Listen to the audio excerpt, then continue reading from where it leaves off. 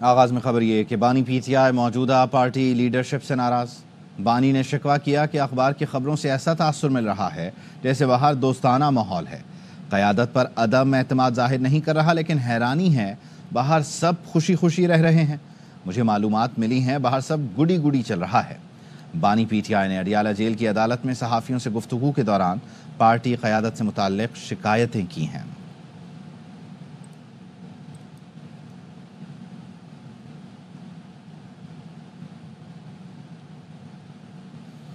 Senator Faisal وافڈا کہتے ہیں کہ فیض حمید نے بانی پی ٹی آئی کے خلاف شواہد، ثبوت اور ڈیوائسز دے دی ہیں۔ بانی اور ان کے حواریوں کے لیے مشکلات بڑھنے والی ہیں۔ پی ٹی آئی کی جانب سے ایک نئی سوشل میڈیا مہم چلائی جائے گی۔ شام کے قیدیوں کی فوٹیج دکھا کر پاکستان کا ذکر کیا جائے گا۔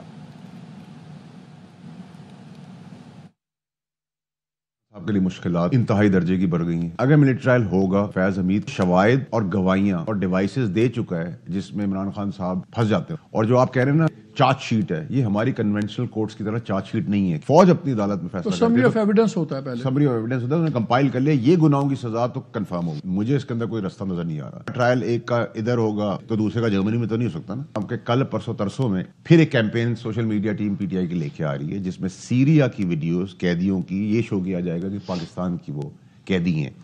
مذاکرات کرو ورنہ سول نافرمانی کے لیے تیار رہو، پی ٹی آئی رہنماؤں نے حکومت کو خبردار کر دیا۔ شوکت یوسفزئی کہتے ہیں حکومت نے مذاکرات نہ کیے تو سول نافرمانی تحریک شروع کر دیں گے۔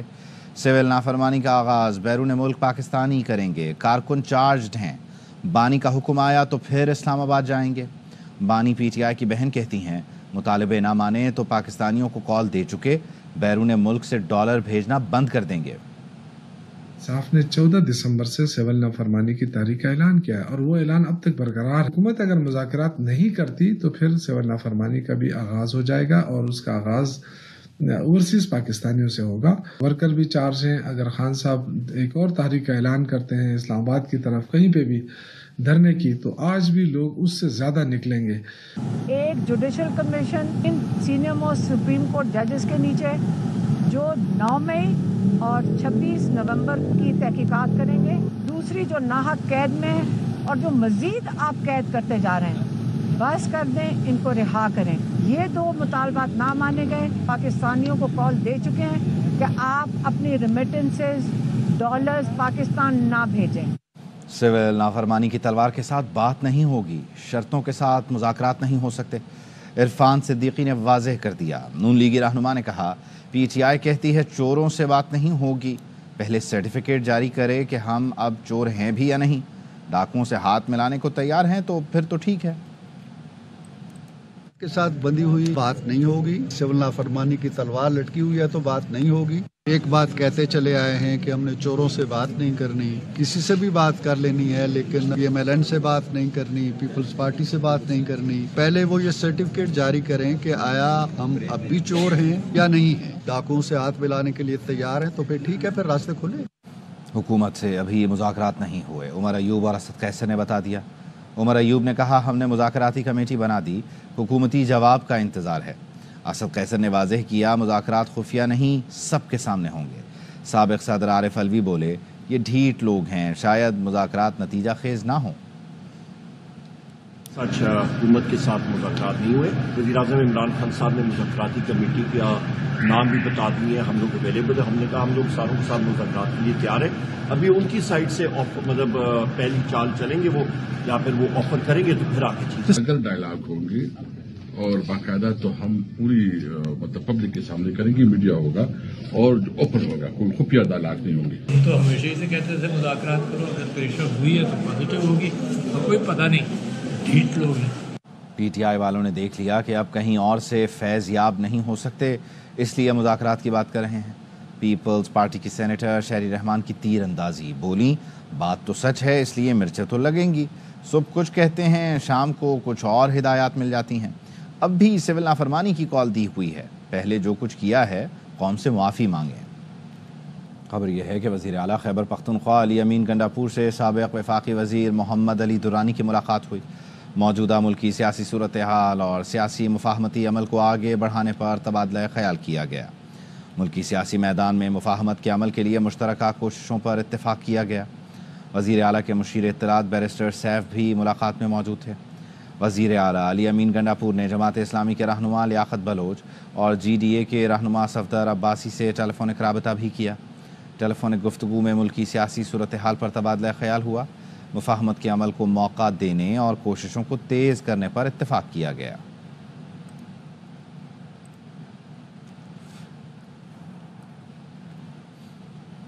مذاکرات کی بات ایک جھانسا ہے۔ فیض حمید کو بچانے کے لیے پی ٹی آئی والے مذاکرات کا ڈھونگ کر رہے ہیں۔ نون لیگ کے سینیٹر طلال چودھری کہتے ہیں ایسے مذاکرات نہیں ہوں گے جس سے فیض حمید اور بانی پی ٹی آئی کا احتساب نہ ہو، جس سے ملک کو نقصان پہنچانے والوں کا احتساب نہ ہو۔ جنرل فیض کا ورد جلد نون لیگ کے گلے پڑنے والا ہے۔ پی ٹی آئی رہنما زرتاج گل کی پروگرام آف دی ریکارڈ میں گفتگو، کہا پہلے نون لیگ نے 9 مئی کی تسبیح پڑھی لیکن ہمیں کوئی فرق نہیں پڑا، 8 فروری کا الیکشن جیت گئے، اب انہیں نیا ورد ملا ہے، ایک اور کوشش کر لیں۔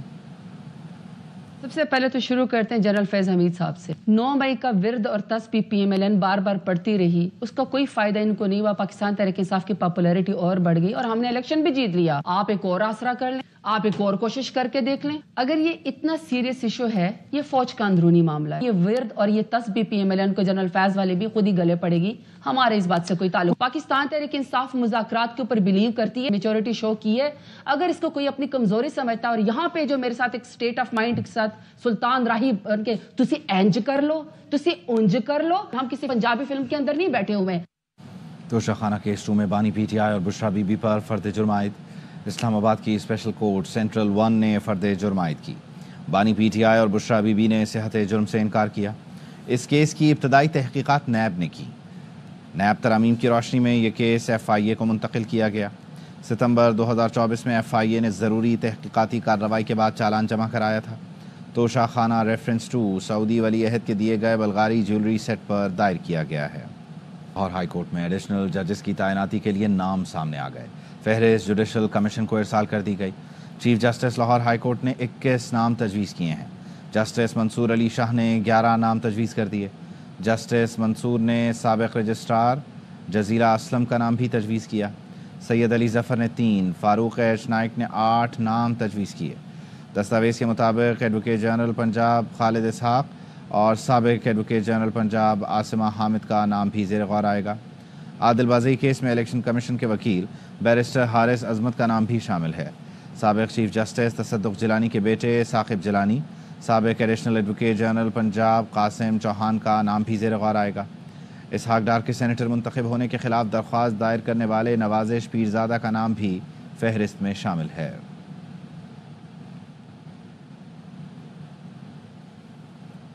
احتجاج کے لیے اسلام آباد جانا پڑا تو جائیں گے، مولانا فضل الرحمان نے خبردار کر دیا۔ کہا مدارس رجسٹریشن بل قانون بن گیا، حکومت نوٹیفیکیشن جاری کرے، آئینی مدت میں صدر دستخط نہ کریں تو بل خود بخود قانون بن جاتا ہے۔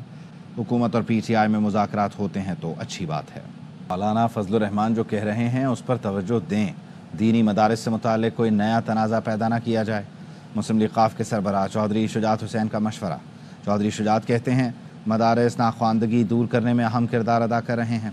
مدارس میں جدید تعلیم، سائنس و ٹیکنالوجی پڑھانے کی ضرورت ہے۔ انگلش، سائنس، ٹیکنالوجی، ریاضی اور علوم پاکستان کے مضامین پڑھائیں۔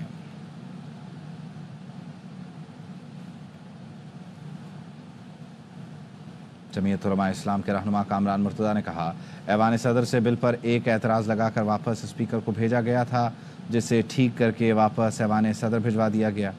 اس کے 22 دن بعد ایوان صدر سے بل پر مزید اعتراضات لگا کر اسپیکر کے بجائے وزارت پارلیمانی امور کو بھجوایا گیا۔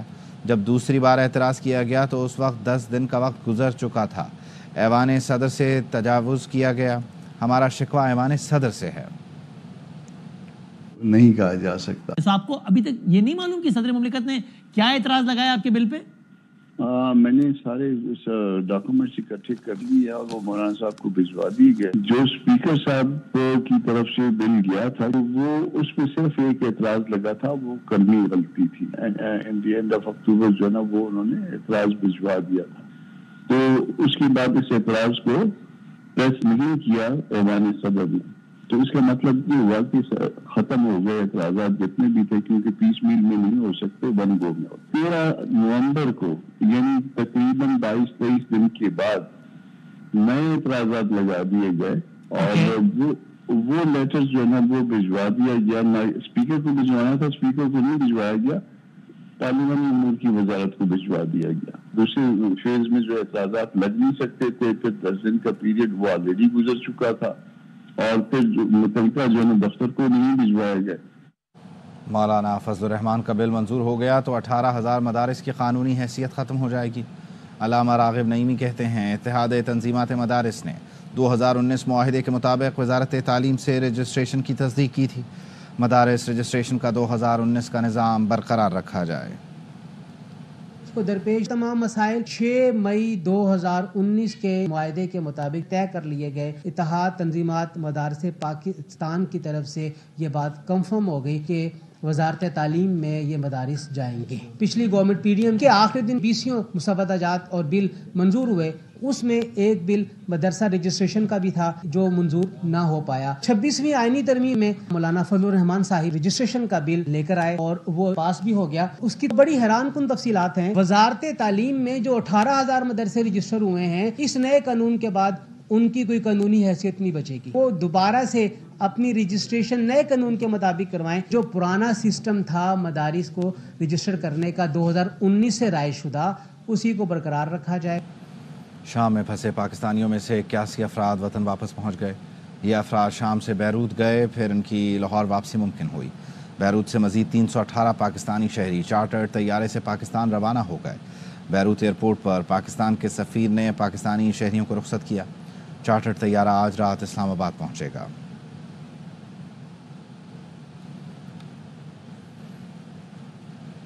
चीन ने बड़ी तेज़ी से तरक्की की है।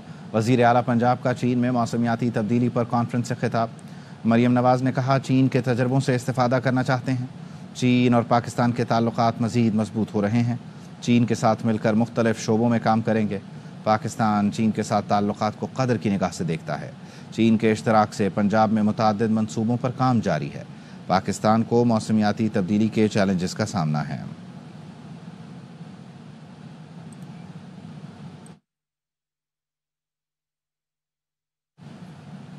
जेलों के मसाइल पर चीफ जस्टिस याहिया आफरीदी की ज़ेर सदारत सुप्रीम कोर्ट कराची रजिस्ट्री में अहम इजलास। Chief justice Sindh high court Mohammad Shafi Siddiqui, IG jail खाना जात और दीगर ने शिरकत की। इजलास का मकसद जेल सिस्टम में मौजूद अहम मसाइल को हल करना था। एलामिये में बताया गया चीफ जस्टिस ने कैदियों के साथ इंसानी हमदर्दी और कानूनी तकाज़ों के मुताबिक सलूक की अहमियत पर जोर दिया। चीफ जस्टिस ने कहा फौजदारी निज़ाम इंसाफ से मुताल्लिक़ साबिक़ा पॉलिसियों का जायज़ा लिया जाए। इजलास में सिंध के लिए ज़ेली कमेटी तश्कील दी गई। कमेटी जेलों की मौजूदा सूरत हाल का जायज़ा लेकर जामे इस्लाहाती पैकेज तजवीज़ करेगी। जेल इस्लाहात से मुताल्लिक़ सिंध की ज़ेली कमेटी का सरबराह जस्टिस रिटायर्ड शाद अली शाह को बनाया गया है।